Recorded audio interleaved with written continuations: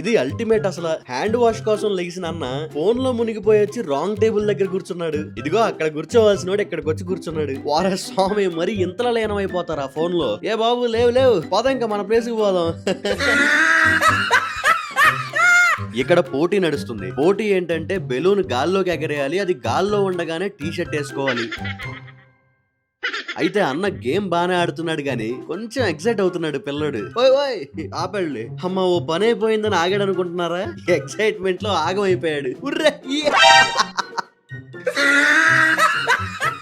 ఇక్కడ ఏదో చిన్న ఫంక్షన్ నడుస్తుంది. మరి ఫంక్షన్ కు వచ్చిన వాళ్ళని ఊరికే కూర్చోబెడితే అట్ట ఫుడ్ సర్వ్ చేస్తున్నారు. అయితే ప్లేట్ ఈ అన్న దాకా వెళ్ళాక అయ్యింది ఓ స్తంభించే సంఘటన. ఏయ్ అన్నా, అది అనుకోకుండా జరిగిందా కావాలని చేశాడా? ఏ మాత్రం అర్థం కాకుండా అయింది. ఎల్లే బొడ్డోడు వెళ్లకుండా యాలాడు లాగాడు, బుర్ర బద్దలు కొట్టుకున్నాడు.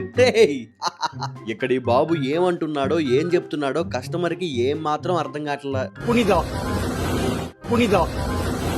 ఏంటో పునీత పునీత అంటున్నాడు. పునీత అంటే మరి అమ్మాయి పేరేమో.